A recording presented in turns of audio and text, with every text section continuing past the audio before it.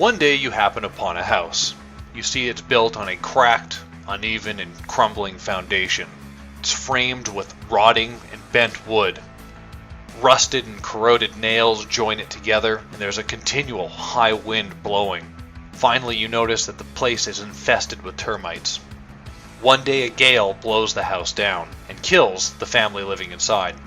Certain people will blame constituent parts for the cause of the collapse, whether it was the wood, the uneven foundation, or the high wind. But in this case, each of these items represent something more. The foundation is education. The boards, socioeconomic status. The nails are climate change. The termites are the apologists or apologia. And finally, the winds are American or Western foreign policy. But what or who is really to blame for the collapse of the house? It's the builder. And for this, the builder represents Islam. Now, each of these constituent parts lands somewhere on a person's respective political spectrum. More to the right, you hear people blaming the apologists, the left liberals who tolerate this form of intolerance, that do nothing to speak out against the barbarity seen in Islam. As you slide your way down, you see more people in the middle blaming things such as a lack of education, or lack of opportunity, jobs, lack of money is very common. Even people such as Bill Nye blame climate change for spurring recent issues. And finally you get to the point where, on the very far left, people blame American foreign policy for the reason why Islam is so violent towards the West. Of course, we do know that education does undermine opportunity, and without an education you don't have an opportunity to get a well-paying job, to provide for your family, to build your community. That socioeconomic status conundrum is also seen here, and until we can solve that, many people argue, we'll continue to see violence from Islam.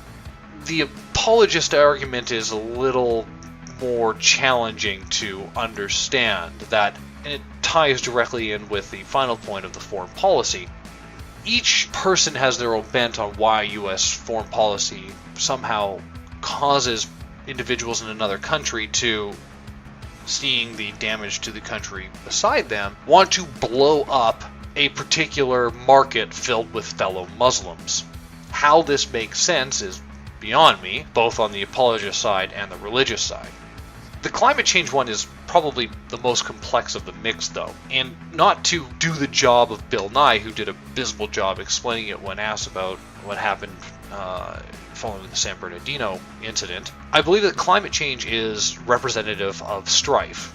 If you have an area, like we'll say Yemen, that grows reasonable amount of food for its population, and it endures several years of drought as a result of change in climate patterns, which are a direct result of the change in the climate, you're going to see a sharp increase in food prices. That strife does make things more difficult for the individuals in that area. But again, each of these individual elements come down to one central point. Islam, when it has the opportunity, can act in a violent manner, and not only can, but is commanded to act in this violent manner. If you use any one of those constituent parts which I have named as an explanation as to why a young Muslim male will strap a bomb to his chest and blow himself up in the middle of a crowded market, or at a bus stop, or at another group of people in a funeral procession, then that is a degree of soft bigotry. And there's that fantastically abused word, that soft bigotry of lowered expectations of Muslims. That they cannot cope with any form of situation, and as such, they blow themselves up. And it's our fault, and we shouldn't do it anymore, and we in the West need to back off of this. It is patently absurd. Now, there's a better explanation. And that's Islam, through its 3 holy books, lays out the clear direction for how a Muslim should live. Notably, to follow the perfect example of the Prophet Muhammad. He was perfect when he lived in Mecca and preached peace and you have your religion and I have mine. He was perfect when, during his time in Medina, he ordered for the execution and beheading of 800 Jews in front of him and his new wife to celebrate the purging of the Jewish scourge from the city. Martyrdom is celebrated in Islam. Jihad is central to a Muslim's life, and the struggle between oneself and the oppressors is continually referred to and commands Muslims to step up and do their part. It is no shock to me then we see the violence from Islam coming out.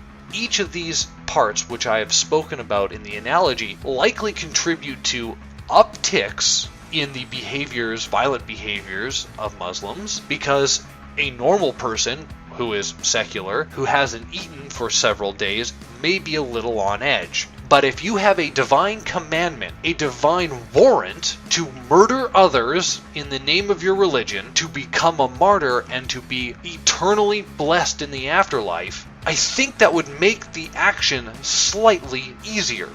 Now, I don't have the mind of a faithful person, so I couldn't say, but I can make a reasonable assumption here that if I knew a better life awaited to me after I died, and as long as I died in the name of jihad, then what is really stopping me from being violent and being killed?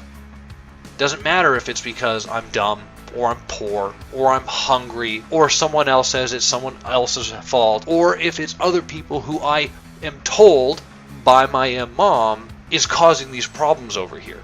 The response should not be to inflict violence upon others, notably not to kill yourself in the process. But Islam not only mandates it, it rewards it. So next time you hear, after another violent attack by another Muslim, likely on other Muslims, that it's because of US foreign policy, or if it's because they're poor, or because bad education, remember that it is still Islam behind the attacks.